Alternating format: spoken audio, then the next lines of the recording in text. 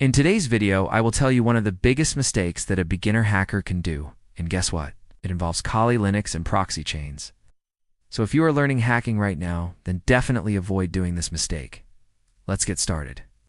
It is an open source and free operating system specifically designed for digital forensics and penetration testing. Now, if you search how to download Kali Linux, you will find a lot of tutorials available on the internet. You can simply download it, install it on your laptop, and start learning. But a big mistake that I see people do is they download and install Kali Linux on their main machine.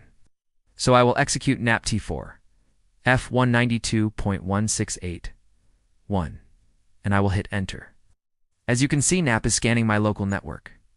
Now if I go back to my main machine, which is Windows 10, and try to ping my local network, I will execute ping 192.168.1 and I will hit enter. As you can see, I am getting reply from my machine, which is running Kali Linux.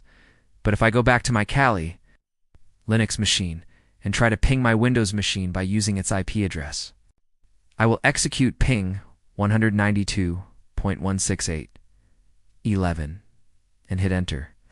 But as you can see, I am not getting any reply. My Windows machine is not responding. Why? Because both machines are in the same network. But the traffic between these two machines is blocked. If you want to learn hacking or cybersecurity, then you must have heard about Kali Linux.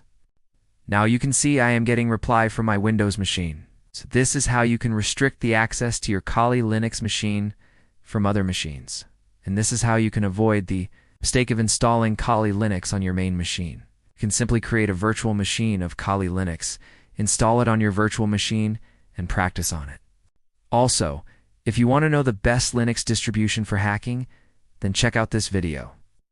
I will see you in the next video. Till then, take care. Let me ask you a question.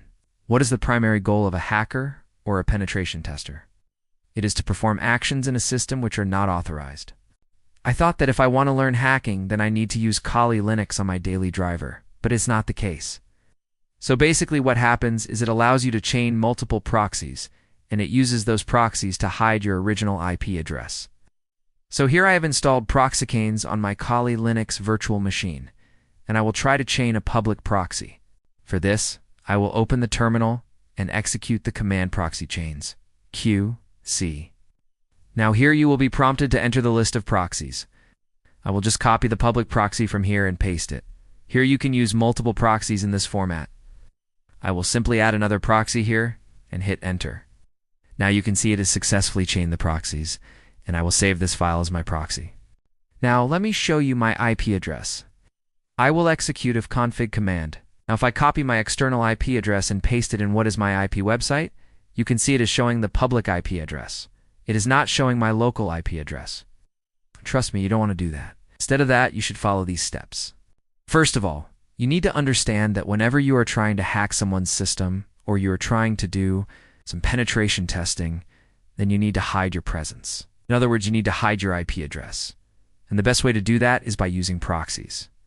If we talk about defensive side, then the job of a security analyst or a blue team is to detect those activities which are unauthorized. So if you are a beginner, trust me, you will be doing a lot of things which are wrong. Even I did the same when I was a beginner. Maybe I was lucky that time because I never got caught. But if you are a beginner and you make this mistake, then trust me, you will get caught. So let me share my experience. When I was a beginner, I used to download the latest version of Kali Linux and install it on my main machine. Now, there are many ways to do that. One of the easiest and the simplest method is to use ProxyChains. Now, I will run a tool called nap and scan my local host. Now, I will stop the nap service on my Kali Linux machine and ping my Windows machine again.